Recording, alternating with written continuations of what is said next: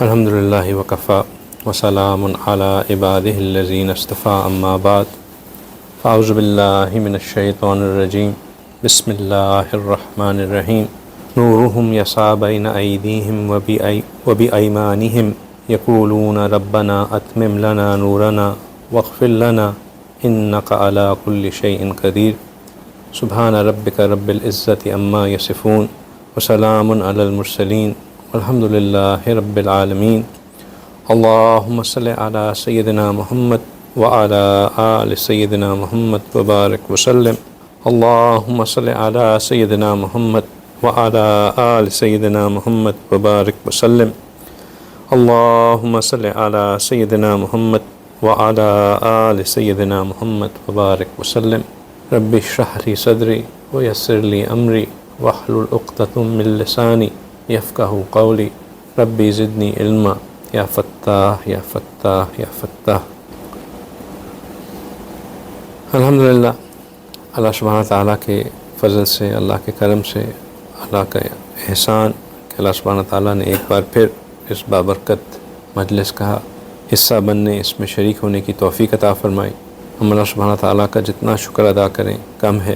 یہ اللہ ہی کی توفیق ہوتی ہے کہ بندہ اپنی تمام تر دنیاوی مصروفیات، اپنی تمام تر ضروریات کے باوجود اپنے آپ کو دنیا سے الگ تھلگ کر کے اللہ کی خاطر، اللہ کی یاد میں اپنے آپ کو لگانے کے لیے اس طرح کی جگہ پہ آ بیٹھتا ہے۔ اگر اللہ تعالیٰ ہمیں توفیق نہ دیں تو ہم اپنی تمام تر کوششوں کے باوجود یہ کام نہیں کر سکتے، اور کیوں ہمیں توفیق مل گئی اس چیز کی، اس پہ ہم اللہ کا جتنا شکر ادا کریں وہ کم ہے۔ پچھلے چند ہفتوں سے ہم فتنوں سے حفاظت کے لیے، اپنے آپ کو دور حاضر کے فتنوں سے بچانے کے لیے، دور حاضر کے فتنوں کو سمجھنے کے لیے، اور ان فتنوں میں جو آزمائش ہے، جو امتحان ہے، اس سے سرخرو ہونے کے لیے بات چیت کر رہے ہیں۔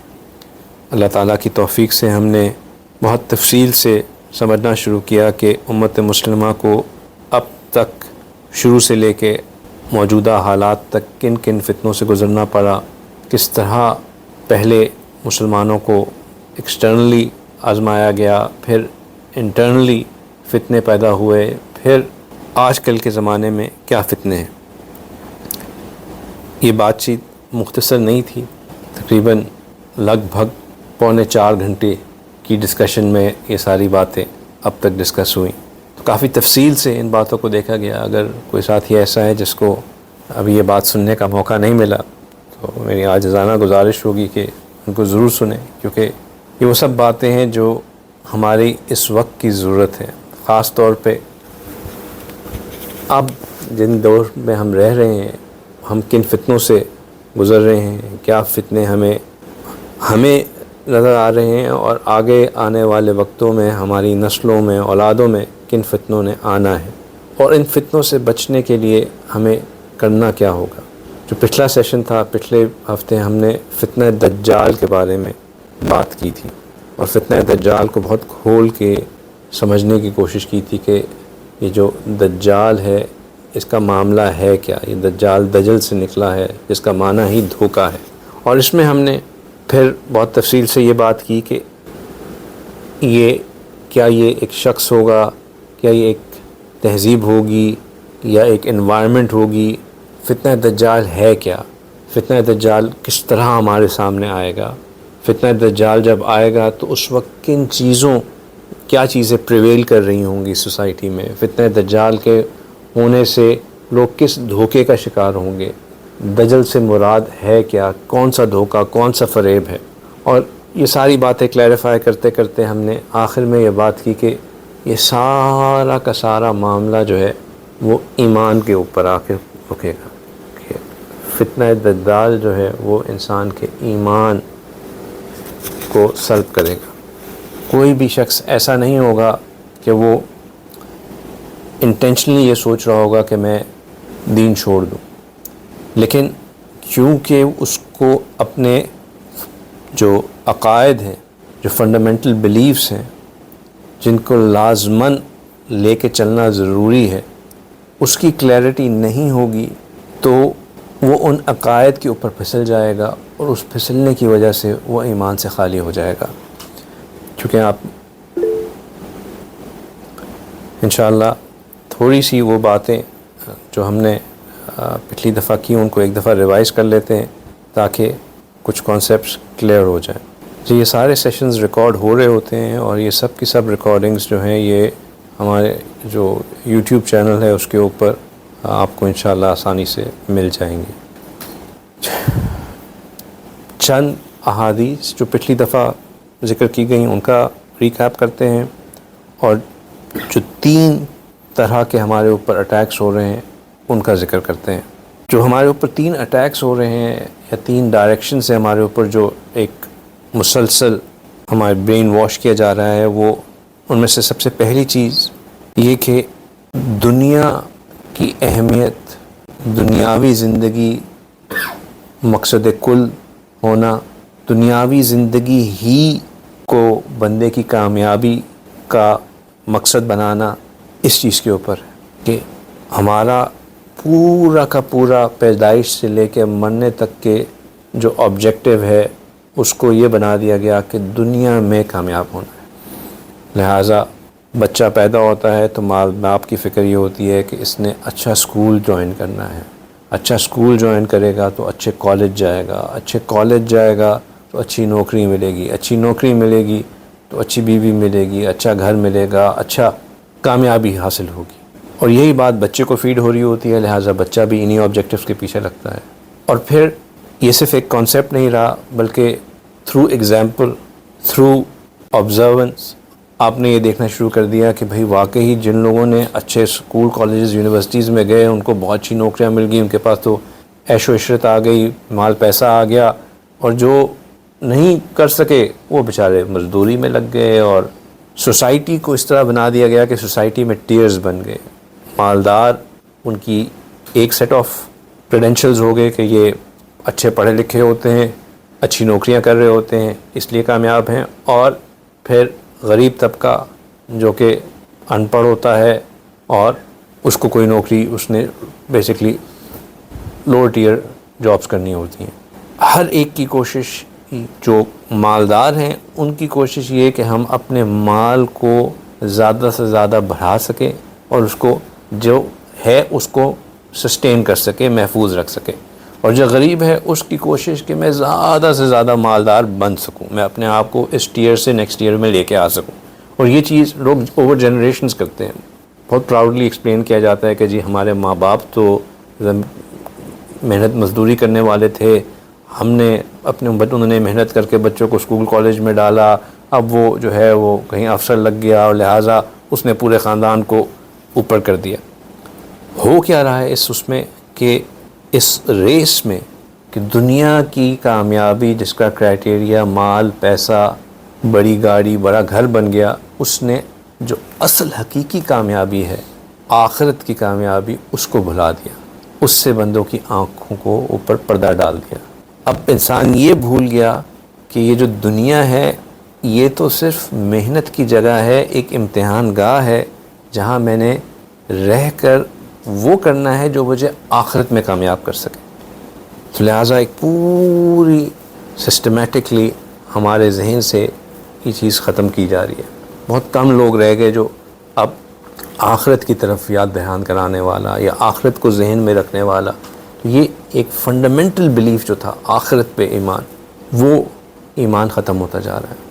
اگرچہ کہ آخرت پہ ایمان بہت سے لوگوں کا ہوگا بھی، لیکن وہ صرف اس لیے ہوگا کہ جب میں تمہیں ملوں گا نا آخرت میں تو میں اللہ سے تمہاری شکایت ضرور کروں گا. وہ شکایت لگانے کے لیے رہ گیا. یا اگر میں آخرت میں تمہیں جو ہے وہ میں ابھی برداشت کر لیتا ہوں، آخرت میں اللہ تم سے پوچھ لے گا. وہ بھی کس مسئلے میں کہ دنیا کا کوئی معاملہ ہوگا اس میں دھوکہ ہو گیا تو وہاں پہ آخرت میں ڈیفر کر دیا. یہ بات بھول گئی کہ ہم بھی آخرت میں جواب دہ ہوں گے اور ہم سے بھی سوال ہوگا کہ کیا تم نے جو تم کر رہے ہو وہ صحیح تھا یا نہیں تھا. تو آخرت کا جو حقیقی مقصد ہے ایک چیک رکھنا، اور یہ انٹرنل چیک ہے. یہ چیک کوئی پولیس آ کے انفورس نہیں کرتی، یہ چیک کوئی گورنمنٹ کی طرف سے انفورس نہیں ہوا ہوتا، اس کے اوپر آپ کو کوئی فائن نہیں ملتا، کوئی کیمرہ نہیں ہوتا جو کہ آپ کو پکڑ کے آپ کو کہے کہ جی آپ غلط کر رہے ہیں لہٰذا یہ فائن آ گیا ہے، لائسنس رینیو نہیں ہوگا جب تک آپ یہ فائن نہیں پے کریں گے۔ یہ ایک انٹرنل چیک ہے جو کہ اللہ کی طرف سے بندے اور اللہ کے درمیان ہوتا ہے کہ جی میں نے اپنے آپ کو صحیح رکھنا ہے، ورنہ جب میں اللہ کے حضور حاضر ہوں گا تو میں کیا جواب دوں گا۔ آخرت کا ایک چیک۔ دوسرا اٹیک جو ہوا وہ یہ کہ علماء حق کو ایک ڈیلیبریٹ، ایک سوچی سمجھی، ایک بہت ہی کنسسٹنٹ اسکیم کے تحت لوگوں کے نظر میں ان کو انٹرسٹ وردی بنانے کی کوشش کی گئی۔ اب یہ بہت بڑا پرابلم ہے۔ یہ اس لیے پرابلم ہے کہ جب فتنے اپنے عروج پہ ہوں گے تو لوگوں کو حق اور باطل میں فرق کرانے والے کون ہوں گے؟ وہ علماء حق ہوں گے جو ان کو بتا سکیں گے کہ یہ سچ ہے، یہ غلط ہے۔ لیکن جب لوگوں کا ان کے اوپر ٹرسٹ ہی نہیں ہوگا، جب لوگ ان کو اپنا امام ہی نہیں مانیں گے، جب لوگ اس بات پہ کمفرٹیبل ہی نہیں ہوں گے کہ ہم نے ان سے جا کے پوچھنا ہے کہ کیا صحیح ہے کیا غلط ہے اور جو یہ بتا رہے ہیں اسی پہ عمل کرنا ہے، تو ظاہر بات ہے پھر لوگ اپنی من مرضی کریں گے۔ جس دور میں ہم رہ رہے ہیں ہم دیکھتے ہیں کہ لوگ جو ایسے حضرات جو کہ واقعی علم میں، ذکر میں ایک خاص مقام رکھتے ہیں، ان کو سوشل میڈیا کے اوپر ایسے پیش کیا جاتا ہے کہ جیسے اگر ان کی بات مان لی تو اس سے بڑی تو بیوقوفی کوئی نہیں ہوگی۔ ان کی خامیاں کو اتنا ہائی لائٹ کیا جاتا ہے کہ لوگوں کا دل ان سے اوچاٹ ہو جاتا ہے۔ تو علماء حق یعنی کہ جو سورس آف گائیڈنس ہونی چاہیے تھی، وہ لوگ جو کہ نبی پاک صلی اللہ علیہ وسلم کے ورثاء میں سے ہیں، وہ لوگ جو کہ نبی پاک صلی اللہ علیہ وسلم کی نبی پاک صلی اللہ علیہ وسلم نے کیا وراثت چھوڑی؟ علم۔ اس علم کو لوگوں تک پہنچانے کے ضامن ہیں، ان کے اوپر ایک مسٹرس پیدا کیا جا رہا ہے۔ اور تیسرا اٹیک وہ بے حیائی کا، بے حیائی کو عام کرنا، اس قدر عام کرنا کہ لوگوں کے اندر شرم رہ ہی نہ جائے، حتیٰ کہ اس حد پہ پہنچ جائے کہ اگر اب آپ کسی کو کہیں کہ یار یہ تو بے حیائی کا کام ہے، لوگ الٹا آپ کو کہیں تم کس قدر بیکورڈ تھنکنگ کرنے والے ہو، why not you mind your own business, یہ کیا سوچ رکھی ہوئی ہے تم نے کہ یہ بے حیائی تمہیں لگ رہی ہے، ٹھیک ہے کیا فرق پڑتا ہے، لیو اینڈ لیٹ لیو۔ یہ اسٹیٹمنٹس اتنی کامن ہو گئی ہیں کہ آپ کسی کو اب منع نہیں کر سکتے کسی چیز سے، الٹا آپ کو لوگ کھڑے ہو کے کہنا شروع کر دیں گے کہ تم غلط ہو، تم بات غلط کر رہے ہو۔ اس قدر بے حیائی عام ہو چکی، اور بے حیائی کے عام ہونے سے جو سب سے بڑا نقصان ہے وہ ہے کہ نور وہ ختم ہو جاتا ہے۔ جب بے حیائی، جب نظروں کی حفاظت نہیں رہتی، ایک بڑی کمال کی بات ہے کہ اللہ سبحانہ تعالیٰ نے مومن مردوں اور مومن عورتوں کو جس سورہ میں اپنی نظروں کی حفاظت کرنے کا حکم دیا وہ بھلا کون سی سورہ؟ سورہ نور۔ سورہ نور میں اللہ سبحانہ تعالیٰ مردوں اور عورتوں کو اس بات کا حکم دے رہے ہیں کہ اپنی نظروں کو جھکاؤ۔ نظروں کی حفاظت کا نور کے ساتھ ایک خاص تعلق ہے۔ جب ہم بد نظری کرتے ہیں تو وہ جو نور ہمارے ساتھ ہوتا ہے وہ زائل ہو جاتا ہے، ضائع ہو جاتا ہے۔ ہم ایک کالا دھبا نظر آتے ہیں، ایک اندھیری چیز نظر آتے ہیں۔ کس کو نظر آتے ہیں اندھیری چیز؟ اللہ کے فرشتوں کو، اللہ کی آنے والی رحمت کو، اللہ کی آنے والی حفاظت کو۔ یہ نور بہت اہم چیز ہے۔ روز محشر جب اندھیرا ہی اندھیرا ہوگا تو اس روز یہ نور ہے جو کہ مومن کے ساتھ جڑا ہوگا اور اس کو ہیڈ لائٹس کے طور پہ کام آئے گا۔ اور یہ جو ایمان ہے یہ سب سے بڑی سورس ہے نور کی۔ ایمان نور کی سب سے بڑی سورس ہے۔ ایمان ہوگا تو نور ہوگا، اگر ایمان نہیں ہوگا تو کوئی نور نہیں ہوگا۔ ایمان کے ہونے کے بعد پھر جس کے اندر باقی چیزیں ہوں گی اتنا اس کا نور مزید روشن ہوگا۔ لہٰذا فتنہ دجال جب عام ہوگا، جو کہ ہو رہا ہے، تو وہ فتنہ لوگوں کے ایمان پہ اٹیک کرے گا، لوگوں کے ایمان پہ اٹیک کرے گا، اور ایمان کے اٹیک کرنے کا مطلب یہ ہوگا کہ ان کا جو ایمان کا نور ہے وہ سلب ہو جائے گا۔ اور اس اٹیک کو افیکٹو بنانے کے لیے یہ 3 طریقے ہیں جن سے ہمارے اوپر اٹیک ہو رہا ہے۔ دنیا کو آل ان آل سمجھنا، علماء حق کی اہمیت کا ختم ہو جانا، اور بے حیائی کا عام ہو جانا۔ اب یہ جو ایمان کا ختم ہو جانا ہے، اس کا مطلب کیا ہوا؟ تو یہ ایسا فتنہ ہوگا، میں نے جیسے کہا نا کہ کوئی یہ نہیں کہے گا کہ میں اب کافر ہو رہا ہوں، میں اللہ پہ یقین نہیں رکھ رہا۔ الحاد ہوگا، الحاد ہو بھی رہا ہے، لیکن الحاد سے جو بڑی زیادہ پریشانی ہوگی وہ یہ ہوگی کہ جو لوگ اپنے آپ کو مومن سمجھ رہے ہوں گے لیکن وہ ایمان پہ نہیں ہوں گے۔ یصبح الرجل فیہا مؤمنا ویمسی کافرا، کہ ایک شخص ہوگا صبح کے وقت وہ ایمان والا ہوگا، اور جب تک شام ہوگی تو وہ کافر ہو چکا ہوگا۔ اور یہ تب ہوگا جب کہ لوگ 2 فرقوں میں بٹ چکے ہوں گے۔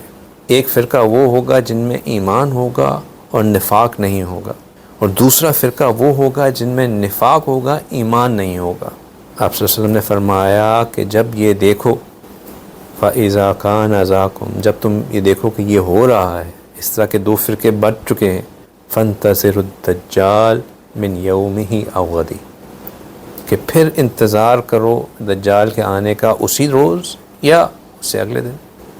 اب اس حدیث مبارکہ کو ہم نے سمجھا اس طرح تھا کہ یہاں پہ ایمان سے مراد تقوی نہیں ہے۔ کیوں؟ کیونکہ اگر تقوی لیا جائے تو پھر شاید ہی کوئی اس ڈیفینیشن کے اوپر پورا اتر سکے۔ یہاں ایمان سے مراد نبی پاک صلی اللہ علیہ وسلم کی بتائی ہر خبر کی تصدیق کرنا، کسی ایک کی بھی تکذیب نہ کرنا ہے، یعنی کہ نبی پاک صلی اللہ علیہ وسلم کی بتائی ہوئی تمام باتوں کو سچ جاننا اور کسی ایک کو جھوٹ نہ کہنا ہے۔ تمام ضروریات دین اور عقائد کو اقرار کرنا اور تصدیق کرنا۔ Fundamentals of our beliefs should be very clear to us and we should be agreeing to all of them۔ بلکہ یہ حدیث مبارکہ پڑھ کے تو میرے دل میں خیال آ رہا ہے کہ اب ہمیں نیکسٹ جو ایک ایفرٹ کرنی چاہیے وہ ہمیں اپنے عقائد کے اوپر بات چیت کرنا چاہیے کہ ہمارے عقائد ہیں کیا، اللہ کے ساتھ عقائد کیا ہیں، نبی پاک صلی اللہ علیہ وسلم کے ساتھ عقائد کیا ہیں، فرشتوں کے ساتھ عقائد کیا ہیں، پچھلی کتابوں کے ساتھ عقائد کیا ہیں، انبیاء علیہ السلام کے ساتھ عقائد کیا ہیں، تقدیر کے ساتھ عقائد کیا ہیں، روز محشر کے عقائد کیا ہیں، دوبارہ زندہ ہونے کے عقائد کیا ہیں، صحابہ اکرام رضی اللہ تعالیٰ اجمعین کے حساب سے کیا عقائد ہیں۔ یہ سارے عقائد ہمیں کلیئر ہونے چاہیے۔ عقیدۃ الطحاویہ جن لوگوں نے پڑھی ہے وہ تو بہت اچھی بات ہے، لیکن جن کو پڑھنے کا موقع نہیں ملا، آئی تھنک ایک اگلی بات میں خیال سے انشاءاللہ اگر اللہ نے چاہا تو پھر اس کے اوپر بات کرتے ہیں۔ بہت زیادہ سیشنز ہوں گے، لیکن جب اتنی اہمیت ہے اس بات کی کہ جس کے عقائد درست ہوں گے، جو اس بات کو مانتا ہوگا کہ ہاں یہی باتیں سچ ہیں اور وہ غلط باقی چیزیں ان کے اس میں کوئی اس کو شک نہیں ہوگا، تو وہ ایمان والوں میں شامل ہوگا۔ اور جو ان عقائد پہ پھسل جائے گا وہ ایمان سے فارغ ہو جائے گا۔ اور نفاق سے مراد پچھلی دفعہ سوال بھی ہوا تھا کہ کیا وہ جھوٹ بولنا، کہ وہ وعدہ کرے تو اس کی وعدہ خلافی کرے، جو جھوٹ بولے، خیانت کرے، یہ سب اپنی جگہ نفاق کی نشانیاں ہیں، لیکن اس دور میں، دجال کے دور میں، کیونکہ یہ اس قدر پریویلنٹ ہو چکی ہوں گی یہ چیزیں کہ یہ محض نفاق کی نشانی نہیں ہوں گی۔ اس دور میں نفاق کی نشانی یہ ہوگی کہ ظاہراً بندہ یہ کہے کہ میں ان عقائد پہ یقین رکھتا ہوں، لیکن عملاً وہ ان سے خالی ہو، چاہے وہ اوپنلی یہ بات کہتا ہو یا پوشیدہ انداز میں یہ بات کہتا ہو۔ تو یہ بہت خطرناک بات ہے۔ پھر ایک اور حدیث جو کہ انشاءاللہ آج میں مختلف اسپیکٹس کے ساتھ اس کو کور کروں گا، وہ ہم نے کی کہ کہ وقت قریب ہے کہ جب مومن کا سب سے بہترین مال وہ بکریاں ہوں گی جن کو لے کے وہ کسی پہاڑ کے اوپر چلا جائے جہاں وہ بارش کا انتظار کرتا رہے، اور یہ اس لیے کرے کہ وہ اپنے ایمان کو، اپنے دین کو فتنوں سے بچانے کے لیے کرے۔ اب اس کا کہاں مطلب ہے، یہ کس طرح استعمال ہوتی ہے، ہم انشاءاللہ اس کے اوپر آج بات کریں گے۔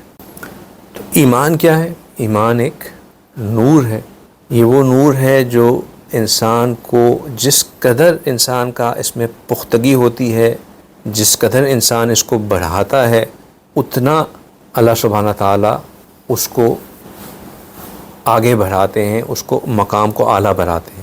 یہ وہ ایمان کا ہی نور ہوگا جو ہم نے ایک حدیث مبارکہ دیکھی تھی نا کہ ایک وقت ایسا آئے گا کہ جب دجال ظاہر ہوگا تو اس کے ماتھے کے اوپر کاف را لکھا ہوگا، اور اس کو صرف وہ شخص پڑھ سکے گا جو کہ ایمان مومن ہوگا، چاہے وہ پڑھا لکھا ہو یا نہ ہو، اور جو ایمان سے خالی ہوگا وہ اس کو نہیں پڑھ سکے گا۔ تو یہ جو ایمان کی طاقت ہے یہ انسان کو فراست بھی عطا کرتی ہے۔ اتقوا فراست المومن فإنہ ینظر بنور اللہ، یہ نور اللہ جو ہے نا، یہ اللہ کا نور، یہ ایمان کا نور ہے۔ تو پہلی چیز جو کرنے والی ہے وہ تو یہ ہے کہ ہم اس نور کی حفاظت کریں۔ آج کا سیشن اسی مقصد کے لیے ہے کہ ہم نے کرنا کیا ہے، اپنے آپ کو اس فتنہ دجال سے بچانے کے لیے، ان فتنوں سے بچنے کے لیے کرنا کیا ہے۔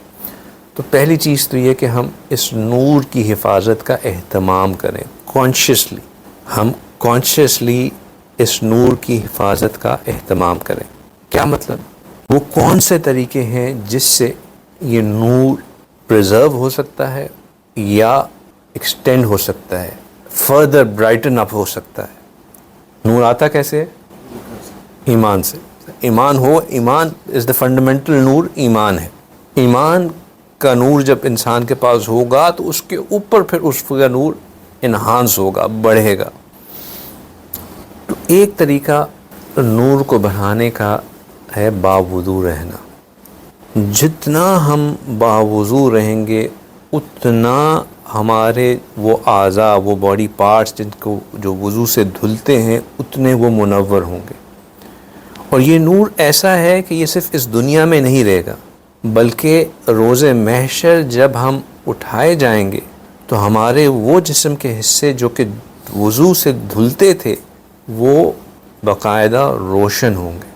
اور یہ اللہ سبحانہ تعالیٰ کا نبی پاک صلی اللہ علیہ وسلم کی امت کو ایک خاص تحفہ ہے۔ یہ ہر امت کو نہیں دیا گیا تھا یہ تحفہ کہ وضو کے کرنے سے ان کو جو ہے وہ اس طرح کا نور ملے۔ یہ خاص تحفہ نبی پاک صلی اللہ علیہ وسلم کی امت کو ملا۔ جب ہم وضو کرتے ہیں، وہ جگہ جس پہ وضو کیا جاتا ہے وہ جگہ منور ہوتی ہے، روشن ہوتی ہے، وہ جگہ ایک خاص نور سے بھر جاتی ہے۔ ایک حدیث مبارکہ ہے، نبی پاک صلی اللہ علیہ وسلم فرماتے ہیں کہ میری امت روز محشر بلائی جائے گی اس حال میں کہ وہ برائٹلی ریڈینٹ ہوں گے، یعنی کہ چمک رہے ہوں گے۔ کس چیز سے چمک رہے ہوں گے؟ وضو کے آثار کی وجہ سے چمک رہے ہوں گے۔ آپ صلی اللہ علیہ وسلم فرماتے ہیں کہ تم میں سے جو کوئی، جس کسی کو یہ طاقت ملتی ہے، whoever from among you، جس کسی کو یہ اللہ تعالیٰ استطاعت دیتے ہیں کہ وہ اپنے اس نور کو بڑھا سکے، تو اس کو چاہیے کہ وہ اپنے اس نور کو زیادہ سے زیادہ بڑھائے۔ فَمَنِ اسْتَطَاعَ مِنْكُمْ، یعنی کہ جس کسی کو اللہ تعالیٰ یہ استطاعت دیں کہ وہ یہ کرے، تو اس کو چاہیے کہ وہ اپنی اس نور کو بڑھائے۔ یعنی کہ جتنا زیادہ ہم باوضو رہیں گے اتنا ہمیں یہ نور حاصل ہوگا۔ ہماری کوشش یہ ہونی چاہیے کہ ہم ہر وقت باوضو رہیں۔ باوضو رہنے کے بہت فوائد ہیں، ان میں سے نور کا بڑھنا ایک فائدہ ہے۔ اس کے علاوہ یہ تو وہ نور ہے جو کہ روز محشر پہ ہمارے کام آئے گا انشاءاللہ، لیکن اس دنیا میں بھی یہ نور بہت کام آتا ہے۔ یہ نور جب ہم باوضو ہوتے ہیں تو ایک consistent state of positive energy ہمارے ارد گرد ہوتی ہے۔ یہ state of positive energy negativity سے ہمیں بچا کے رکھتی ہے۔ جب ہمیں بہت غصہ آیا ہو تو نبی پاک صلی اللہ علیہ وسلم نے سکھایا کہ وضو کرو. کیوں وضو کرو؟ کیونکہ وضو کرنے سے ایک پازیٹیو اسٹیٹ آف انرجی آتی ہے. وہ پازیٹیو اسٹیٹ آف انرجی غصے کی نیگیٹیوٹی کو نگیٹ کرتی ہے. یہ پازیٹیو اسٹیٹ آف انرجی ایک شیلڈ کے طور پہ کام کرتی ہے. وہ صابن کا ایڈ ہوتا ہے نا، اس میں وہ دکھایا ہوتا ہے کہ جس نے صابن سے اپنے آپ کو دھویا اس کے ارد گرد ایک شیلڈ بنی ہوئی ہے نا. تو وہ جو شیلڈ ہے نا، وہ صابن کرتا ہے کہ نہیں کرتا، البتہ یہ وضو لازمن کرتا ہے. وہ کیا ہوتا تھا کہ وضو کرنے سے کٹانوں سے نہیں وہ لوگ، لیکن وہ ایڈ میں وہ کٹانوں کا لفظ استعمال ہوتا تھا، کٹانوں سے حفاظت کے لیے. تو یہ جو کٹانوں ہے نا، ان کی حفاظت تو پتہ نہیں ہوتی ہے کہ نہیں ہوتی، البتہ شیاطین اور جنات سے ضرور حفاظت ہوتی ہے. کٹانوں سے حفاظت تو کوئی مارکیٹر نے یہ ٹرم نکال کے بات کہی ہوگی، لیکن شیطان سے اور جنات سے حفاظت کا وعدہ ان شخص کی طرف سے ہے جو کبھی جھوٹ نہیں بولتا. نبی پاک صلی اللہ علیہ وسلم نے فرمایا. تو ایک بہت اہم چیز باوضو رہنا. چلے وضو کے اوپر بات چلی پڑی ہے تو ایک اور وضو کا فائدہ میں بتا کے پھر آگے چلتے ہیں کہ وضو، ہم یہ سوچیں کہ میں نے اللہ تعالیٰ سے اپنی دعا منوانی ہے. اللہ تعالیٰ نے فرمایا کہ جو رات کے آخری پہر میں اٹھ کے مناجات کرے، دعا مانگے، اللہ تعالیٰ اس کی دعاؤں کو قبول فرماتے ہیں. اب میں الارم لگا کے سوؤں کہ رات کو اٹھوں گا اور پھر نماز پڑھوں گا اور پھر انشاءاللہ میری دعا قبول ہوگی تو بہت مجھے فائدہ ملے گا. بالکل یہ بھی ایک طریقہ ہے اور اس طرح بھی کیا جا سکتا ہے. اس میں کوئی شک ہی نہیں کہ اس طرح ہونے میں یہ رات کے پہر میں مانگنے کا یہ فائدے نہیں ہے. لیکن ایک اور آسان طریقہ بھی ہے. وہ کیا کہ نبی پاک صلی اللہ علیہ وسلم فرماتے ہیں کہ کوئی بندہ ایسا نہیں جو کہ رات میں وضو کی حالت میں سوئے اور فرشتے اس کے ساتھ آ کے اس کے لیے رات بھر دعا نہ کرتے رہیں اور اس کے لیے یہ کہیں کہ او اللہ forgive your servant for he has slept in the state of purity. اللہ اس بندے کو معاف کر دیں کہ یہ طہارت کی حالت میں سویا. ایک ہے کہ ہم خود اٹھ کے اپنی معافی منگوائیں اور ایک یہ ہے کہ اللہ تعالیٰ فرشتوں کو اس بات پہ لگا دیں کہ وہ ہماری مغفرت کی دعا کرتے رہیں رات بھر. کیوں؟ کیونکہ ہم وضو کر کے سوئے تھے، بحالت وضو میں سوئے تھے. پھر ایک اور حدیث مبارکہ میں آتا ہے کہ whoever goes to bed in the state of wudu، جو کوئی شخص وضو کی حالت میں سوتا ہے and then wakes up during the night، اور پھر ویسے ہی اس کی آنکھ کھلتی ہے and asks Allah for any good of this world or the hereafter it will be given to him، اور پھر اسی طرح لیٹے لیٹے کسی بھی خیر چاہے وہ اس دنیا میں ہو یا آخرت میں ہو سوال کرتا ہے، اللہ اس کو دے دیتے ہیں. پہلا طریقہ کیا تھا کہ آپ الارم لگائیں، یہ کریں کہ میں نے تہجد کے لیے اٹھنا ہے، اٹھیں جائیں تیاری کریں، پھر آ کے مصلی پہ بیٹھیں، نماز پڑھیں، پھر دعا کے لیے ہاتھ اٹھائیں اور دعا مانگیں، امید کریں کہ اللہ قبول کر لیں گے. یہاں پہ گارنٹیڈ کے ساتھ دیا جا رہا ہے کہ جو صرف باوضو سو جائے، ہلکی سی آنکھ کھلی ہے، ابھی آپ بستر میں لیٹے ہوئی ہیں، لیٹے لیٹے آپ نے اللہ سے دنیا اور آخرت کی جو خیر مانگنی ہے مانگ لیں، اللہ تعالیٰ وہ آپ کو دے دیں گے. کس قدر بڑی فضیلت ہے. تو چھوٹا سا عمل ہے لیکن اجر بہت زیادہ ہے، بہت زیادہ. اس کو ہمیں چھوٹا نہیں سمجھنا چاہیے. پھر دوسرا طریقہ جس سے نور انشاءاللہ ہمارا بڑھتا ہے وہ ہے اندھیرے والی نمازوں میں مسجد کی طرف چل کے جانا. جب ہم اندھیری والی نمازیں کون سی ہو گئی؟ مغرب بھی اس میں شامل ہے. مغرب میں اندھیرا ہونا شروع ہو چکا ہوتا ہے. تو 3 نمازیں اگر ہم با جماعت مسجد میں جا کے پڑھیں تو ایک ایک قدم جو مسجد کی طرف بڑھتا ہے اس سے انسان کا نور بڑھتا چلا جاتا ہے. پھر اس پہ نبی پاک صلی اللہ علیہ وسلم نے ایک دعا بھی سکھائی کہ اللہم اجعل فی قلبی نورا وفی بصری نورا وفی سمعی نورا وعن یمینی نورا وعن یساری نورا وفوقی نورا وتحتی نورا وامامی نورا وخلفی نورا وجعل لی نورا، کہ یا اللہ میرے قلب کو نور سے بھر دیجیے، یا اللہ میری سماعت کو نور سے بھر دیجیے، میری نظر کو نور سے بھر دیجیے، میرے دائیں جانب میرے بائیں جانب میرے اوپر، میرے نیچے، میرے آگے، میرے پیچھے یا اللہ نور عطا فرما دیجئے۔ اور آخر میں تو یہ کہا کہ وجعل لی نورا، کہ یا اللہ مجھے نور عطا فرما دیجئے، مجھے صاحب نور بنا دیجئے۔ تو یہ دعا مانگنا، مسجد جاتے ہوئے اس دعا کو پڑھنا چاہیے۔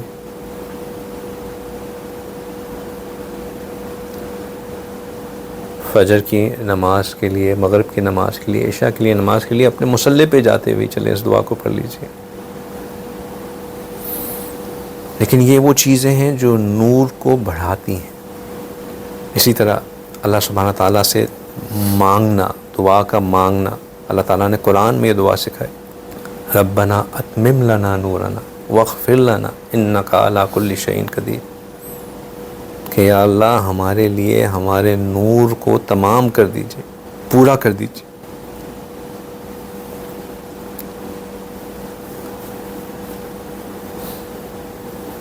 یہ وہ دعائیں ہیں جو کہ نور سے حفاظت کرتی ہیں، جو نور کی حفاظت کرتی ہیں۔ اور یہ نور بہت اہم چیز ہے، کیونکہ یہ نور ایمان سے نکلتا ہے، ایمان سے سٹیم آؤٹ ہوتا ہے۔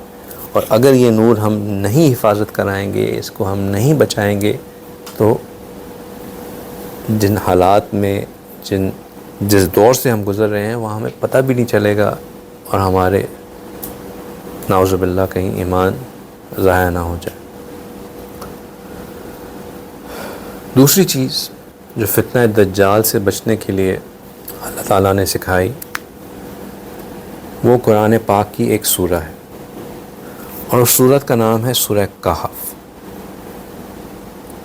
بہت ہی خوبصورت سورہ، بہت ہی ایسی سورہ جس کے اندر اللہ تعالیٰ نے بہت سے باتوں کا ذکر کیا، لیکن اس سورہ کے فضائل میں جو بات آتی ہے وہ یہی آتی ہے کہ یہ سورہ فتنہ دجال سے حفاظت کے لیے۔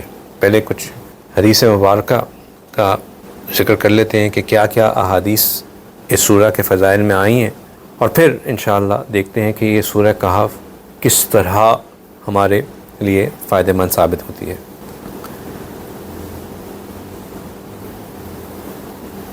ایک روایت مبارکہ میں آتا ہے کہ حضرت ثوبان رضی اللہ تعالیٰ عنہ کی سے یہ روایت ہے کہ آپ صلی اللہ علیہ وسلم نے فرمایا کہ جس شخص نے سورہ کہف کی آخری 10 آیتیں پڑھیں تو وہ اس کے لیے دجال سے بچاؤ کا باعث ہوں گی۔ سیدنا علی رضی اللہ تعالیٰ عنہ کی ایک روایت مروی ہے کہ جس شخص نے جمعے کے دن سورہ کہف پڑھی تو وہ 8 دن ہر قسم کے فتنے سے محفوظ رہے گا، اور اگر دجال نکل آیا تو اس سے بھی محفوظ رہے گا۔ یعنی کہ جمعے کے روز سورہ کہف کا پڑھنا انسان کو فتنہ دجال سے محفوظ رکھتا ہے۔ پھر سے حضرت ابو درداء رضی اللہ تعالیٰ عنہ سے ایک روایت مروی ہے کہ جس شخص نے سورہ کہف کی پہلی 10 آیات کو یاد کر لیا وہ دجال کے فتنے سے محفوظ رہے گا۔ یعنی کہ اس کو میں سوچ کے مجھے ہمیشہ یہ دل میں خیال آتا ہے کہ شاید ایک وقت ایسا بھی ہوگا کہ ابھی تو ہم کہتے ہیں نا کہ چلو قرآن پہ فوراً قرآن کو ایکسیس کر لیا، لیکن شاید فتنے کا وقت ایک ایسا بھی ہو جہاں پہ ہمیں قرآن کا ایکسیس ہی نہیں ہوگا، اور اس وقت ہم چاہیں گے بھی کہ میں سورہ کہف پڑھ کے اس کو میں پڑھ لوں تو ہم وہ اس بات پر نہیں کر سکیں گے۔ اس لیے اس بات پہ ایمفسائز کیا گیا کہ اس کو پہلی 10 آیات کو یاد کر لینا چاہیے اور ان کو پڑھتے رہنا چاہیے، تاکہ اگر کوئی ایسا وقت بھی آ جائے جہاں یہ آیات ہمیں ایکسیسیبل نہ ہوں تو کم از کم ان کو دل میں پڑھ کے اپنے حافظے سے پڑھ کر ہم اس سے بچ سکیں۔ سیدنا معاذ رضی اللہ تعالیٰ عنہ فرماتے ہیں کہ انہوں نے نبی پاک صلی اللہ علیہ وسلم سے سنا کہ جس شخص نے سورہ کہف شروع سے اور آخر تک تلاوت کی اس کے لیے پاؤں سے لے کر سر تک نور ہوگا، اور جس نے پورے سورہ کہف کی تلاوت کی تو اس کے لیے اللہ تعالیٰ زمین سے لے کر آسمان تک نور پیدا فرما دیں گے۔ سیدہ عائشہ رضی اللہ تعالیٰ عنہا فرماتی ہیں کہ انہوں نے نبی پاک صلی اللہ علیہ وسلم سے سنا کہ جس شخص نے سونے سے پہلے سورہ کہف میں سے 10 آیات پڑھی اللہ تعالیٰ اس کو دجال کے فتنے سے محفوظ رکھیں گے۔ سیدنا ابن عباس رضی اللہ تعالیٰ عنہ فرماتے ہیں کہ انہوں نے آپ صلی اللہ علیہ وسلم سے سنا کہ سورہ کہف کو تورات میں حائلہ کہا جاتا تھا، جو اس کو پڑھنے والے ہیں ان کے درمیان اور آگ کے درمیان میں یہ حائل ہو جائے گی۔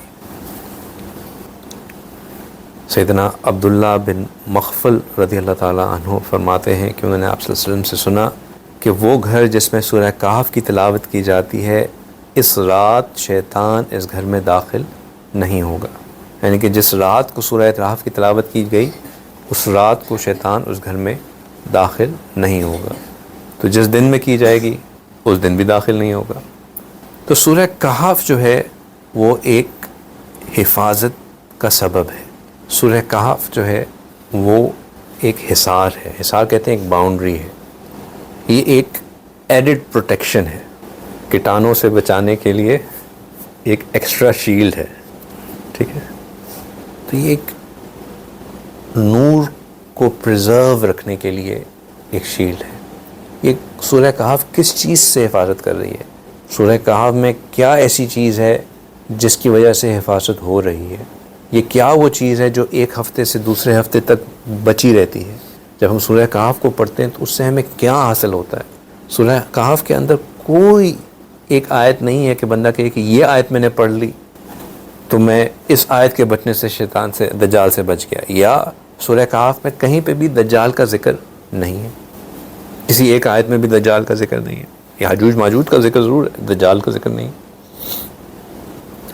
تو اس سے معلوم ان احادیث مبارکہ کی روشنی میں اس سے تعلیم ہمیں یہ ملتی ہے کہ سورہ کہف جو ہے وہ ایک شیلڈ ہے جو کہ نور کو پریزرو کرتی ہے۔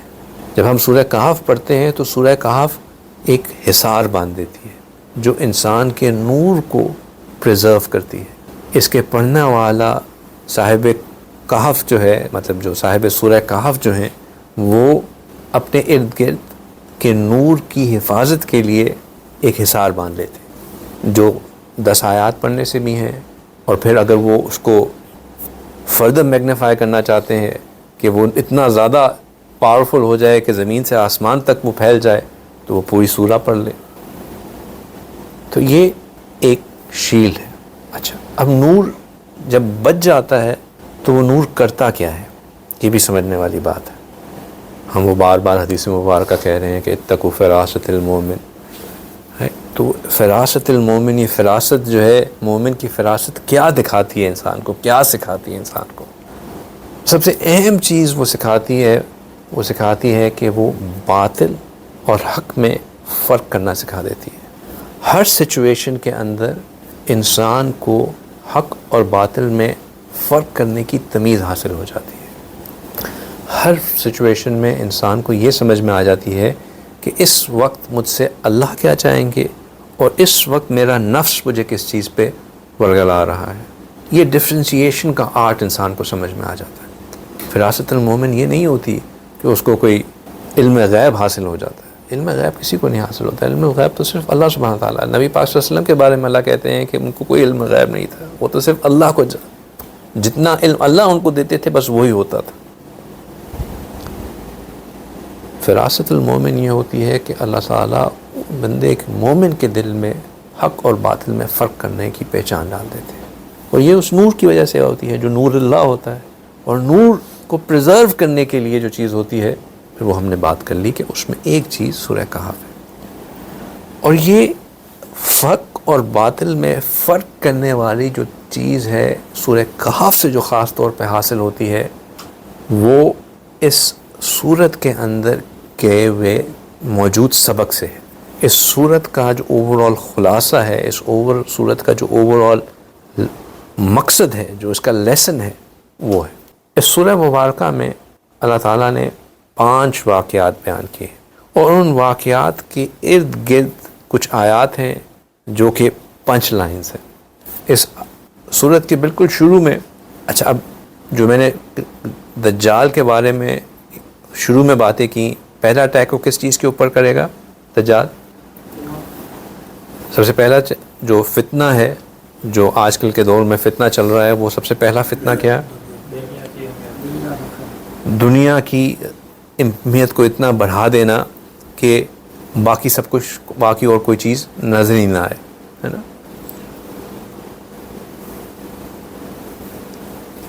میں نے کہا کہ سورہ کہف میں 5 واقعات ہیں. ان 5 واقعات کے بیچ میں کچھ نہ کچھ اور آیات ہیں. ان میں سے ان واقعات کے شروع ہونے سے پہلے ہی اللہ سبحانہ تعالیٰ بالکل اس کی پہلی 7 آیات میں یہ آیت مبارکہ ہمارے سامنے پیش کرتے ہیں کہ اِنَّا جَعَلْنَا مَا عَلَى الْأَرْضِ زِينَةً لَهَا، کہ ہم نے یہ دنیا جو ہے اس کو صرف ایک رونق بنایا ہے. کیوں بنایا ہے؟ لِنَبْلُوَهُمْ أَيُّهُمْ أَحْسَنُ عَمَلًا، تاکہ ہم یہ آزما لیں کہ ان میں سے کون اچھے اعمال کرے گا. دنیا کی حقیقت کو فوراً اس فلر اس آیت میں ایک ٹون سیٹ کر دی کہ یہ جو دنیا دنیا دنیا ہے نا، یہ تو صرف ایک مزین کی ہوئی چیز ہے، اس کو ایک اڈورنمنٹ بنایا ہوا ہے. It's nothing but a small attraction. In reality it's a test کہ اعمال اچھے کون کرے گا. پھر اسی طرح کچھ واقعات کے بعد ایک اور جگہ ایک اور بات سامنے آتی ہے. وہاں پہ پھر اللہ سبحانہ تعالیٰ دنیا کی حقیقت کے بارے میں بیان فرماتے ہیں المال والبنون زینۃ الحیات الدنیا، کہ یہ جو مال ہے، بیٹے ہیں، یہ تو دنیا کی زندگی کی رونق ہے. والباقیات الصالحات، جو ہمیشہ رہنے والی نیک چیزیں ہیں، خیر عند ربک، یہ تو وہ ہیں جو کہ تمہارے رب کے پاس ہے. یہ وہ خیر ہے جو کہ ثواب میں بھی خیر ہے اور امید میں بھی خیر ہے. ثوابا و خیر عملا، یہ جو دنیا کی چیزیں جن کے اوپر ہم محنت کرتے رہتے ہیں، اولاد کے اوپر، مال پیسے کے اوپر، یہ تو دنیا کی زینت ہے، اسی دنیا میں رہ جائیں گی. جو باقی رہنے والی اصل چیزیں ہیں وہ ہیں جو تمہارے رب کے پاس جا پہنچتی ہیں، اور وہ ثواب میں بھی یعنی کہ اجر میں بھی زیادہ ہیں اور خیر میں بھی زیادہ ہیں. تو پہلے کانسیپٹ کو تو اللہ تعالیٰ نے وہاں ہی نگیٹ کر دیا، ختم کر دیا. اب باقی کانسیپٹس کو کس طرح کرتے ہیں وہ انشاءاللہ ہم دیکھتے ہیں. لیکن میں نے جیسے بتایا کہ یہ سورہ جو ہے اس میں کوئی ایک آیت نہیں ہے، ایک اوور آل اس کا ایک خلاصہ ہے.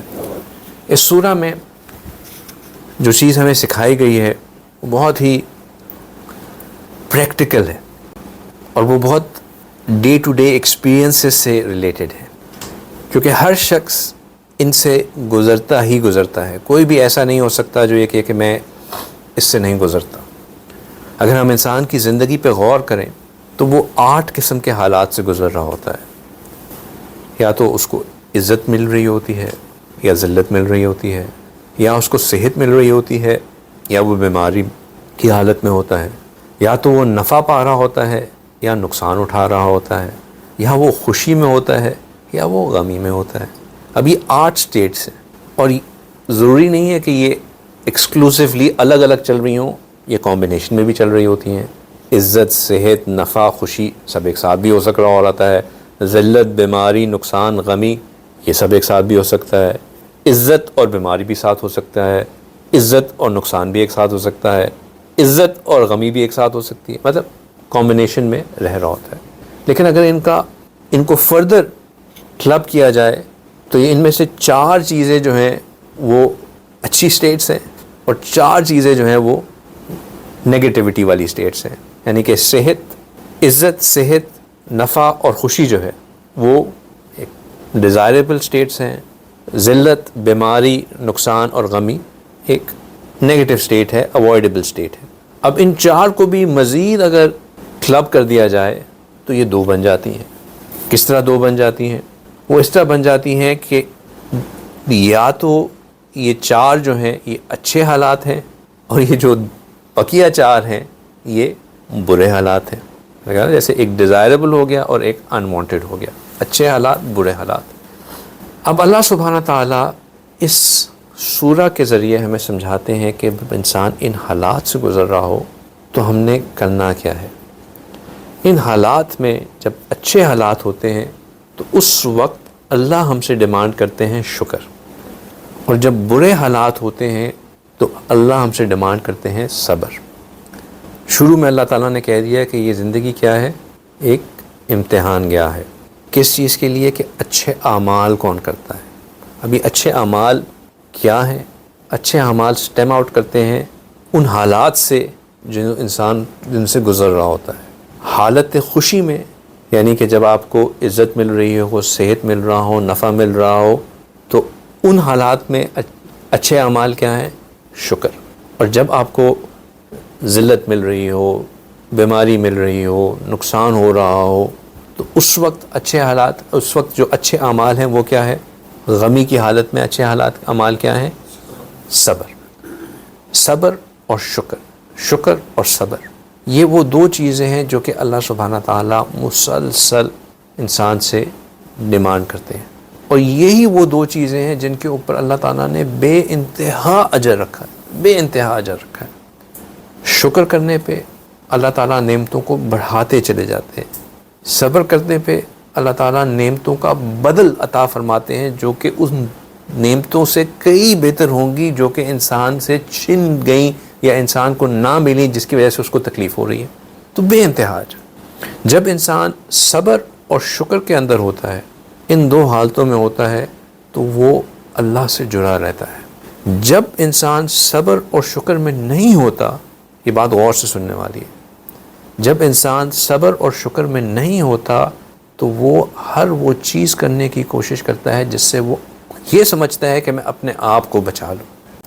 اور جب ہم خود اپنے آپ کو بچانے کی کوشش کرتے ہیں تو پھر ہم کوئی بھی غلط حرکت کرنے کے لیے تیار ہو سکتے ہیں، پھر ہم کسی بھی عقیدے کو چھوڑنے کے لیے تیار ہو سکتے ہیں، کیونکہ لاجک یہ کہہ رہی ہوتی ہے کہ بھائی اپنی جان بچاؤ، اپنے آپ کو سیٹ کرو، اپنے آپ کو، اپنا نفع کے بارے میں سوچو.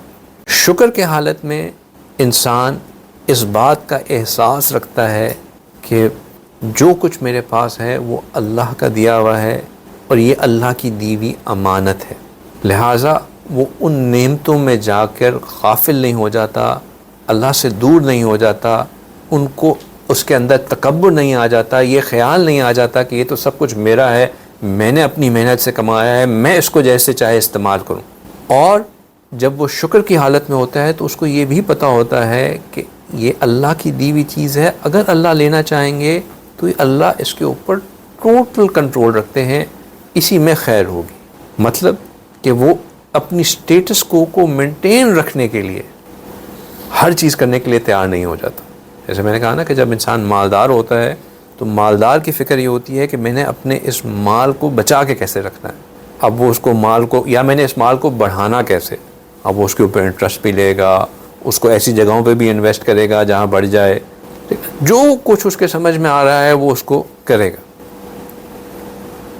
لیکن جب اس کو یہ پتہ ہوگا کہ مال جو مجھے ملا ہوا ہے یہ اللہ کی طرف سے دی ہوئی ایک چیز ہے، میں اللہ کا اس پہ شکر ادا کرتا رہوں، اللہ مجھے خود بخود اس کو بڑھاتے رہیں گے. اللہ نہیں دی تھی، اللہ ہی اس کو بڑھا دیں گے. شکر کرنے کا مطلب یہ نہیں کہ میں صرف الحمدللہ الحمدللہ کہتا رہوں. شکر کرنے کا مطلب یہ کہ میں وہ کام نہ کروں جو کہ اللہ کی ناراضگی کا سبب بنے. شکر صرف زبان کا عمل نہیں ہے، شکر پریکٹیکل اللہ کی نافرمانی نہ کرنا بھی ہے. آپ کے پاس ایک امپلائی ہے، آپ کا سب آرڈینیٹ ہے، وہ آپ کا ہر روز شکریہ ادا کرتا ہے کہ thank you very much for giving me this job. روز آپ کو ایک تھینک یو کی ای میل آتی ہے، آپ گھر جاتے ہیں، آپ کے گھر میں ایک تھینک یو کا کارڈ ہوتا ہے. صبح آفس آتے ہیں، ٹیبل کے اوپر ایک فلاور کا بوکے ہوتا ہے کہ بھائی آپ کا اتنا شکریہ، میں آپ کا کتنا احسان مند ہوں کہ آپ نے مجھے یہ جاب دیا. آپ کہیں گے یار کیا ماشاءاللہ زبردست بندہ ہے، اتنا میرا شکر گزار ہے. کچھ عرصے بعد آپ کو پتہ چلتا ہے کہ وہی امپلائی جو ہیں جب اس کو ملتا تھا موقع وہ فائنینشیل فراڈ کرتا تھا، یہاں سے 5 پیسے نکال لیے، وہاں سے 10 نکال لیے، یہاں سے 15 نکال لیے. آپ اس کو کیا، اور وہ اسی طرح کنسسٹنٹلی آپ کو thank you thank you thank you کہہ رہا ہے، تو آپ اس کو کیا کہیں گے کہ بھائی یہ رکھ اپنے سارے بکیز کارڈ تھینک یوز، یہاں سے نکلتے بنے، کیونکہ آپ کا تھینک یو کہنا مجھے کوئی فائدہ نہیں ہے، لیکن آپ کا پیٹھ پیچھے چھری کھونپنا مجھے زیادہ نقصان دے رہا ہے. تو ہم بھی اللہ کو الحمدللہ الحمدللہ الحمدللہ کہتے تھکے نہ، اور جو موقع ملے اس میں ہم گناہ کریں، اللہ کی نافرمانی کریں، تو ہم اس امپلائی سے کوئی مختلف تو نہیں. تو عملاً بھی اللہ کی فرما برداری کر کے اللہ کا شکریہ ادا کرتے رہنا. یہ شکر جو ہے یہ انسان کو بھٹکنے نہیں دیتا، پھسلنے نہیں دیتا، انسان کو غیر سے انفلوئنس نہیں ہونے دیتا. اسی طرح صبر انسان کو ریٹ ریس میں نہیں لگنے دیتا. انسان اپنا مقابلہ دوسروں سے نہیں کرتا. انسان اس بات کی فکر نہیں کرتا کہ وہ کہاں پہنچ گیا، میں ابھی تک یہاں ہی ہوں. لنکڈ کھول کے دل نہیں جلتا کہ یار میرا تو کولیگ تھا، کلاس فیلو تھا، دیکھو اس کے تو ٹائٹل ڈائریکٹر لکھا ہوا ہے، میں ابھی تک جو ہے وہ مینیجر بھی نہیں بنا. مطلب حسد نہیں آتی.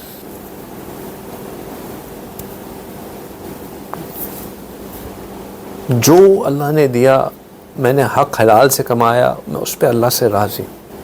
یہ فکر نہیں لگتی کہ میں نے کیا کرنا ہے، what more can I do.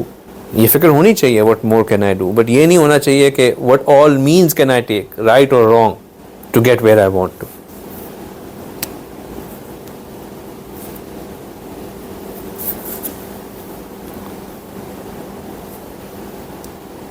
تو صبر اور شکر یہ وہ دو ایسے اسٹرانگ کمپوننٹس ہیں جو کہ انسان کو یہ وہ ایسے احسن عمل ہیں، ایسے پرفیکٹ ایکشنز ہیں جو کہ انسان کو ہمیشہ کامیاب کرتے ہی کرتے، پھسلنے نہیں دیتے، انفلوئنس نہیں ہونے دیتے. ایک بات ذہن میں رکھیں جو ہم نے پچھلی دفعہ بہت ڈیٹیل میں ڈسکس کی تھی کہ ایک بہت بڑا انفلوئنس ہمارے اوپر یہ ہوتا ہے کہ اکثر لوگ کیا کر رہے ہیں. What is the majority of the people doing. آپ کسی کو کوئی بات کہیں، بچہ آپ سے کہہ رہا ہے کہ آئی نیڈ اے فون، آپ اس کو کہیں نہیں you are not going to have a phone. بچہ کہے گا کہ but everybody in my class has a phone, all my class fellows have it. Just because everyone is doing it does not make it the right thing. اکثریت اگر کوئی چیز کر رہی ہو تو اس کو چیز صحیح نہیں ہو جاتی. یہ بات ہم نے پچھلے دنوں ایک آیت مبارکہ میں بھی دیکھی. اللہ سبحانہ تعالیٰ یہ بات فرماتے ہیں کہ یہ مت دیکھیں کہ اللہ تعالیٰ فرماتے ہیں کہ بری چیز اور اچھی چیز برابر نہیں ہو سکتے. چاہے بری چیز کتنی ہی عام کیوں نہ ہو جائے، کتنے ہی اکثر لوگ اس کو، کتنی ہی وہ پاپولر کیوں نہ ہو جائے، وہ ایک اچھی چیز نہیں ہو جاتی. بری چیز ہی رہتی ہے. Just because it is popular doesn't make it an okay thing. یہ جو اکثریت کا اوپینین ہے، it matters when we lack صبر اینڈ شکر. جب ہمارے اندر صبر اور شکر ہوتا ہے تو یہ جو اکثریت کا انفلوئنس ہے یہ کاؤنٹر بیلنس ہو جاتا ہے. سورہ کہف صبر اور شکر کے سبب کو بہت زور سے سکھاتی ہے. میں نے بتایا نا کہ ایک تو نور کی حفاظت ہے، اس کی ساری باتیں کر لی. پھر دوسرا ہم نے کہا کہ سورہ کہف جو ہے اس نور کے ارد گرد ایک شیلڈ ہے. کیوں شیلڈ ہے؟ کیونکہ یہ صبر اور شکر سکھاتی ہے. کس طرح سکھاتی ہے؟ اس کے اندر کل 5 واقعات ہیں جیسے میں نے ذکر کیا. 2 واقعات بیچ میں، ان 5 واقعات کے بیچ میں آدم علیہ السلام اور ابلیس کا واقعہ ہے. اس سے پہلے 2 واقعات ہیں، ایک واقعہ صبر کا ہے، ایک واقعہ شکر کا ہے. اور اس کے بعد 2 واقعات ہیں، ایک واقعہ صبر کا ہے، ایک واقعہ شکر کا ہے. آدم علیہ السلام اور ابلیس کے واقعے سے پہلے جو 2 واقعات ہیں وہ عوام الناس کی ایگزامپل سے ہیں. آدم علیہ السلام اور ابلیس کے واقعے کے بعد جو 2 واقعے ہیں وہ خواص کی مثال ہے. بیچ میں آدم علیہ السلام اور ابلیس کا واقعہ ہے. اب یہ جو آدم علیہ السلام اور ابلیس کا واقعہ بیچ میں ہے یہ بھی ایک بہت خوبصورتی ہے، کیونکہ یہ واقعہ صبر اور شکر دونوں کا مثال ہے. باقی جو 4 واقعے ہیں، 2 پہلے اور 2 بعد میں، وہ ایک صبر کا ہے، ایک شکر کا ہے، ایک صبر کا ہے، ایک شکر کا ہے. لیکن آدم علیہ السلام اور ابلیس کا واقعہ یہ کمبائنڈ صبر اور شکر کی پرفیکٹ مثال ہے. آدم علیہ السلام کو جب جنت میں اللہ سبحانہ تعالیٰ نے جگہ عطا فرمائی تو اس پہ وہ بہت اللہ کے شکر گزار تھے. لیکن وہاں پہ اللہ تعالیٰ نے ان کے اوپر ایک آزمائش رکھی کہ آپ نے فلاں درخت سے پھل نہیں کھانا. اس پہ انہوں نے صبر کرنا تھا. آدم علیہ السلام اللہ کا مسلسل شکر ادا کرتے تھے، وہ شکر کے معاملے میں کامیاب تھے. لیکن شیطان نے وسوسہ ڈالا، ان کو اللہ سے کیا ہوا وعدہ بھلایا، ان کو پھسلایا، اور وہ جس چیز پہ ان کو صبر کرنا تھا اس میں وہ غلطی کھا گئے اور وہ اس درخت کا پھل انہوں نے کھا لیا. لہٰذا جب غلطی کی بنا پہ وہ اپنے صبر کے امتحان میں ناکام ہوئے تو پھر اللہ تعالیٰ نے ان کو جنت سے نکال کے دنیا میں بھیج دیا. اور جب وہ دنیا میں آ گئے تو پھر ان کی اولاد کے اوپر بھی یہی صبر اور شکر کے امتحان جاری رہے. تو یہ ایک خلاصہ دونوں دکھاتا ہے کہ صبر میں اگر ناکام ہوں گے تو اس کا انجام کیا ہے، شکر میں کامیاب ہوں گے تو اس کا انجام کیا ہے. دونوں کو بیچ میں رکھا گیا. اس سے پہلے جو 2 واقعات ہیں عوام الناس کے، ان میں سے پہلا واقعہ صبر کا ہے جو کہ اصحاب الکہف کا ہے، جس کے نام پہ سورہ کا نام بھی رکھا گیا. اس میں کچھ چند نوجوان تھے، وہ ایسے ماحول میں آ گئے جہاں پہ ان کے علاوہ باقی سب، اکثریت میجورٹی نے یہ ڈیسائیڈ کر لیا کہ ہم جو اس وقت ہمارا رولر کہہ رہا ہے کہ ہم نے دین کو چھوڑ دینا ہے اور اس کی عبادت کرنی ہے، انہوں نے ڈیسائیڈ کیا کہ وی ڈونٹ کیئر کہ میجورٹی کیا کہتی ہے، ہمیں پتہ ہے کہ حق یہ ہے کہ اللہ کے ساتھ کوئی اور شریک نہیں ہے، لہٰذا ہم اللہ کے ساتھ کسی اور کو شریک نہیں ٹھہرائیں گے. اب کیونکہ وہ میجورٹی کے اگینسٹ ہو گئے تو ان کو یہ کہا گیا کہ دیکھو بڑی سمپل سی چوائس ہے، اگر تو تم چاہتے ہو کہ تمہاری زندگیاں اچھی رہیں، تمہاری نوکریاں قائم رہیں، تمہارے کریڈٹ کارڈ چلتے رہیں، تمہارے جو لائف سٹائل ہے وہ مینٹین رہے. کریڈٹ کارڈ کو میں ویسی مثال دے رہا ہوں، آج کل کے اس زمانے میں تو سورہ کہف میں نہیں تھا یہ، کہ اگر تمہارا لائف سٹائل مینٹین رہے تو جو بادشاہ سلامت کہہ رہے ہیں، جو اس وقت کی رولنگ ہے اس کے اوپر مان جاؤ، you will live a perfect life. اگر تم نہیں مانو گے تو the world will come closing on you in a manner that you can't even understand. Threat سنتے رہتے ہیں نا، آج کل بھی ہمیں ایسے تھریٹس میں سننے کو ملتے ہیں نا. They will not know what hit them, right? تو انہوں نے یہ فیصلہ کیا کہ ہم حق پہ جمے رہیں گے، چاہے اس کے لیے ہمیں اپنے آپ کو آئسولیٹ ہی کیوں نہ کرنا پڑے. ایک وقت آئے گا کہ مومن کا سب سے بہترین ہتھیار کیا ہوگا کہ وہ اپنے لیے کچھ بکریاں لے کے ایسے پہاڑوں میں چلا جائے جہاں وہ بارش کا انتظار کرے. یہ اس کے ایمان کو فتنے سے بچانے کے لیے ضروری ہے. حدیث مبارکہ جو ہم نے شروع میں کی، تو یہ ان لوگوں کے لیے وہ وقت تھا کہ اب وہ وقت تھا کہ جہاں وہ اپنے آپ کو اس سوسائٹی سے، چاہے اکثریت even if the majority was convinced کہ یہ جو بادشاہ کہہ رہا ہے یہی خیر ہے، یہی ٹھیک ہے، دے سیڈ کہ نہیں، حق حق ہے، ہم نے حق پہ ہی جمے رہنے، even of that means that we get cut off from everything else. انہوں نے میجورٹی اوپینین کو فالو نہیں کیا، حالانکہ what was it? That was the logical thing to do. Logic یہ کہتی تھی کہ بھائی مان لو، ابھی مان لو، بعد میں تم پھر اللہ اللہ کرتے رہنا، کیا فرق پڑتا ہے، ابھی تو کر لو. حق پہ وہ ایمان کا سودا انہوں نے نہیں کیا، وہ حق پہ جمے رہے، جس کی وجہ سے، اور حق پہ جمع رہنے کے لیے انہوں نے اپنی جان بچانے کے لیے پھر اپنے آپ کو شہر سے آئسولیٹ کیا.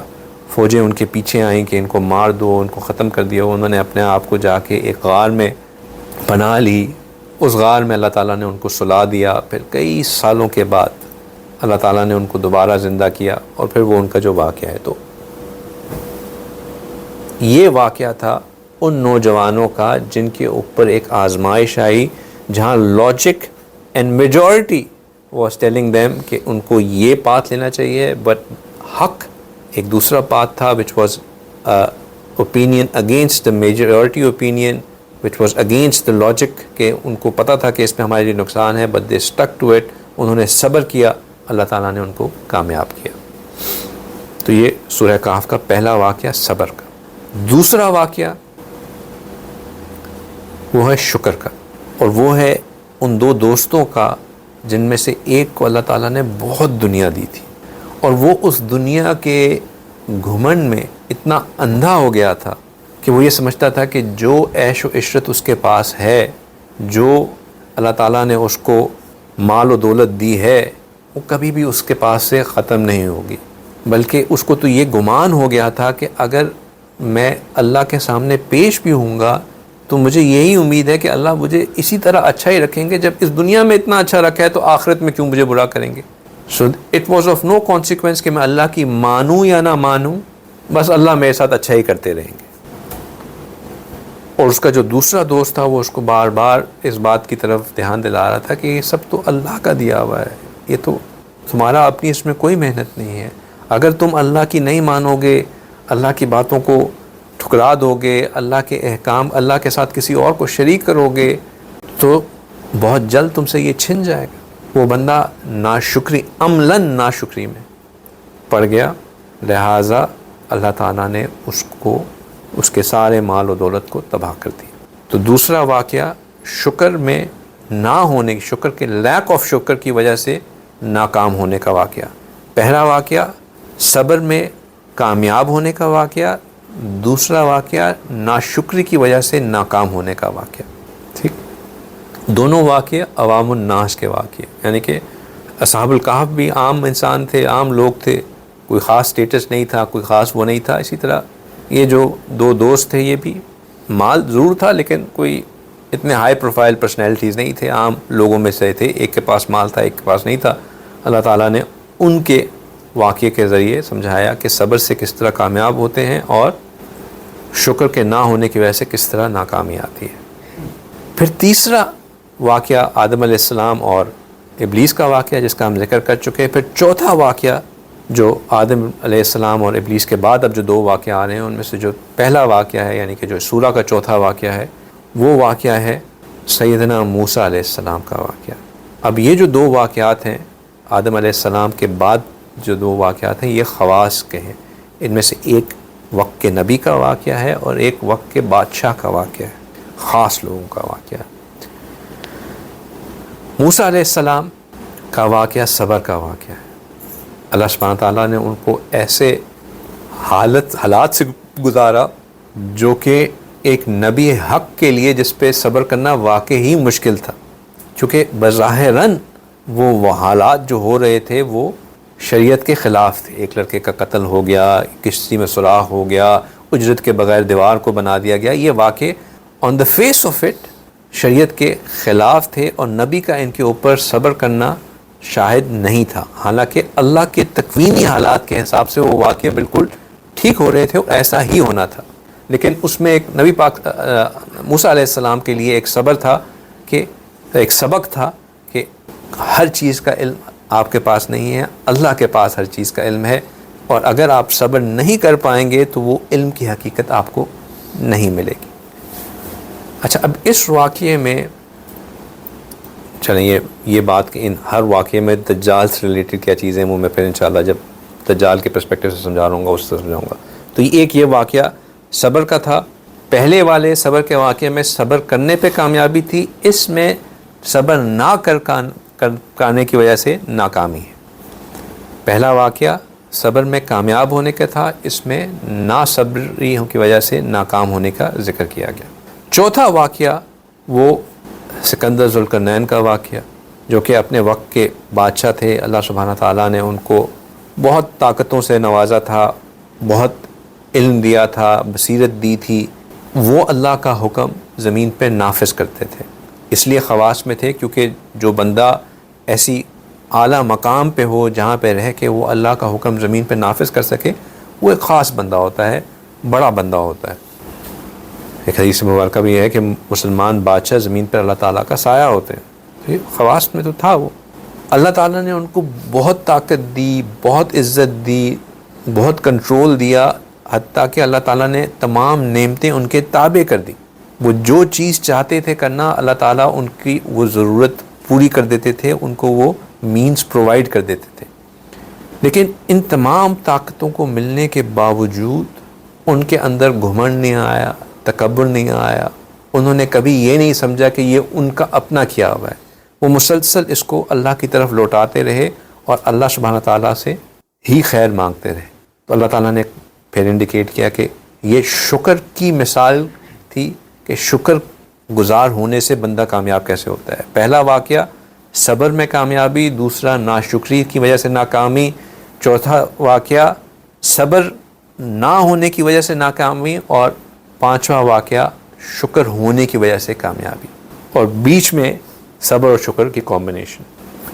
تو کنسسٹنٹلی سورہ کہف میں صبر اور شکر کا میسج ہے، اور یہ صبر اور شکر دو ایسی چیزیں ہیں جو کہ انسان کو اکثریت کے ساتھ بہہ جانے سے، انسان کو اپنے عقائد پہ سودا کرنے سے بچا کے رکھتی ہیں، انسان کے ایمان کی حفاظت کرتی ہیں اور اس کو فتنہ دجال سے بچاتی ہیں۔